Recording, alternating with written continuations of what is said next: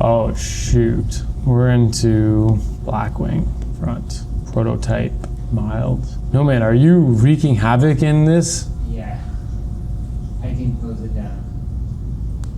I'm sending it for the prototype. See, it says that means no man's currently inside of this file. Shut it down, man. Shut it down. Alright, boss. There's no man.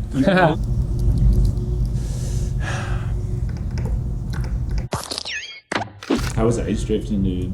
A lot of fun. Unlimited fun. I was using the pull-up handbrake a lot, which I haven't used a lot in the past. And once your brain just makes the connection, it immediately just becomes a non-thought. You just have to transition from this to that. I actually had the same experience in Ireland with right-hand drive. Hours and hours and hours of almost misery, like just not connecting. We took a lunch break. I went back got in the car, and immediately the wires flipped, and then it was like no problem. Mm-hmm. But what I was worried was if I would then have an issue coming back. Mm-hmm. They did a video on a guy that did a gear set in a bicycle. He made the handlebars turn opposite, and he said the same thing. It was day after day after day of like not getting it, not clicking, not clicking, not clicking. And then he said just one day, it immediately flipped, and then he could ride it as if he had been riding it that way forever, and then he couldn't go back to the other way. Interestingly enough, when you have training wheels on a motorcycle, I know this happened because this is how Lizzie broke her wrist. She'd been riding bikes and stuff, no problem. As soon as she realized that the bike wasn't leaning because the caster was off, so she's anticipating it leaning and it didn't lean and it just stayed straight. And I did ride it with the training wheels. The sensation is weird because you think you're gonna tip over. So immediately you turn into it. Yeah. So she thought she was gonna keep tipping over, and she never connected that she wasn't gonna fall. Right. And she just kept steering the wrong way. I'm like, turn to the right. And she just kept steering to the left because that's how you would correct a bike falling. Right. So like it totally messed her up. Yeah. Anyways, we're on episode 22. Taylor Swift would be proud. I'm feeling 22. Dude, ice drifting. Are you just gassed at the end of the day? I didn't do anything and I was exhausted. It's because you're out in the cold for that long. And then same with like summer events. Like I do. Summer, I don't find as bad. Yeah. I was gonna make a video about how long we're outside, probably 10, 12 hours, maybe a little bit more, in minus 15, 20. It wasn't even windy and I felt windburn. Like I was just... Yeah, my face was on fire from the cold. But getting home, zombie. Yeah. I'm thinking I'll get a bunch of stuff done. Not a chance. No, I agree. No man, what did you do? I didn't do anything. When in doubt, always blame no man. No. Oh, here we go. Okay, it's open. Oh, Curtis is calling me. Hello? Hey. Hey. Hey. Hi. Hey, how are you? Good, how are you? What else is going on? Not much? Yeah, I mean, we're filming a YouTube video, so you're on it right now. Oh, really? Yep. That makes me feel good. This is my local Fastenal guy. Put some work boots on and then you won't care so much about your hands being dirty. No, that's a good point. I shaved my head ever since Tennessee because of all you bald guys. And that's why you need a local Fastenal representative. See ya. Bye-bye, yeah. All right. This is the CT5 angle kit for the Blackwing. Unfortunately, I realized the Blackwing had a difference from 23 to 24, and I had the 23 CAD files, so I had to find what those differences were. Luckily, it wasn't anything crazy. We have designed this to work with the factory knuckle. Shout out to Kensei for sending me some 19s so that we could verify fitment. I just need to open up my browser here. So we could verify fitment. These brakes on this thing are absolutely massive. You could not put a normal 18 on this at all. A 19 is the minimum, and you can see, oh, it's so glitchy. It's usually super smooth. You can see the clearance from the wheel to the caliper is quite tight. So that's a 19 by 8.5. And it's really small, but for drifting, that's just gonna need to be required. Let's reduce the level of information this thing has to process.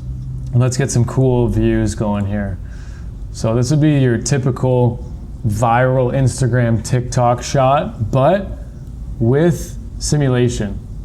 So you get lock to lock. If we do re-show these wheels, you can really see how sick that looks. YouTube only. You can't put this in vertical because it would look terrible unless you turn your phone sideways, right, Jack? Yeah.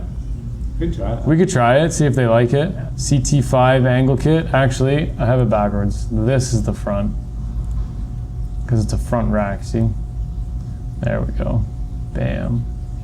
Yeah, we're probably not going to get more than that. We have our bump stop set up right here, you can see. These will be adjusted using a shim that we put in here, and then the Ackerman will also be adjusted using a shim that goes in between the bracket and this. So currently with no shims, we're sitting at a positive 60 degrees and 53 degrees, so we have a 7-degree spread overall on our Ackerman at 60 degrees of angle. And that is perfect for the highest positive setting that you want to be. Actually, if Adam's helping him set it up, they're going to want this installed with no shims because Adam does prefer running more positive Ackerman. And furthermore, we have the ability to really nicely adjust our caster. Let me see if I can show you that and it behave. Relationships, joints, turn these babies on. Let's unlock this, unlock. And we now have the ability to see how caster is adjusted on this kit. So these slots are required because as we extend it, the rotation is allowed. This little foot here is something that we're going to be adapting to more and more and more of our kits. As you've seen, the recent ones have it, and further kits are going to come out with it, and some updates will be made. Prior to this, we had these as 2 fixed points. Fixed points work okay, but it means you have to make an equal adjustment in order to maintain their position. So if I went in 2 threads here, I would need to go out 2 threads there to maintain the spacing. But with this being able to pivot, I can now adjust them separately from each other, and you can see how that only does caster. So let's turn this back straight. Let's lock this, slide this back, unlock. Maybe we can view it from here. So watch the wheel, it'll go forward and back. See that? It's a beautiful thing, right, Jack? Yeah. Look at that. Amazing. I'm going to spare you the suspension simulation going up and down because with the sway bar and everything, it does. Normally it's smooth. I think I need to do a little reboot on the computer. But some other cool things that we did was adding these tags here of Cleetus's favorite slogans, sayings, and how I did this. I'm probably going to do a nice how-to video because this is actually in sheet metal.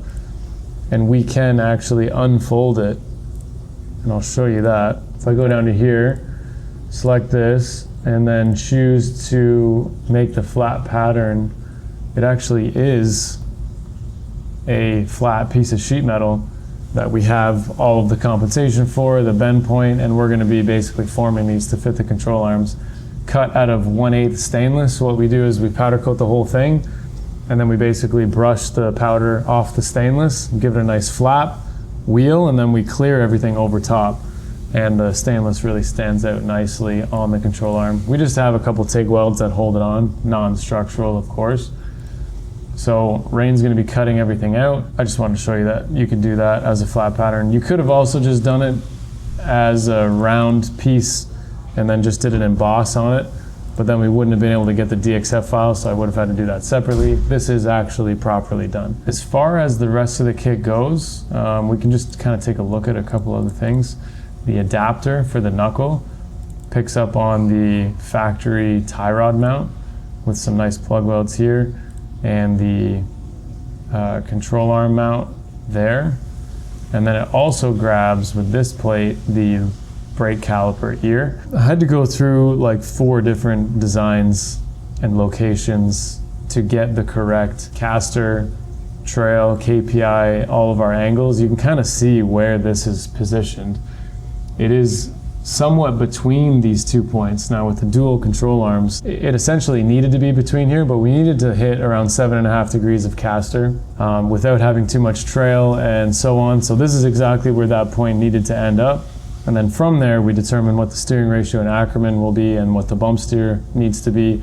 And this kit has 0 bump steer when the wheels are straight. If he's driving down the track in a straight line, this isn't gonna have any form of bump steer, but then once you start going to lock, there are differences that happen there. All in all, this kit's gonna be really easy to install, set up, use, build, and function. And there are some similarities between the CT5 and the Camaro, so I'm pretty much gonna take this momentum and continue on with it and finalize the Camaro for the Gen 6. Both of them use an electric rack. Both are not great. There's one really cool piece of information. Did I leave it in here? I did.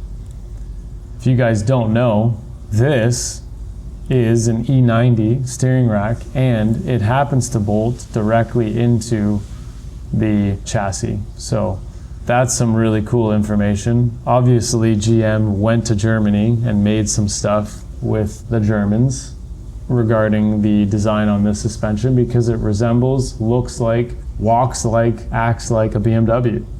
And the BMW steering rack happens to bolt right in. So very cool.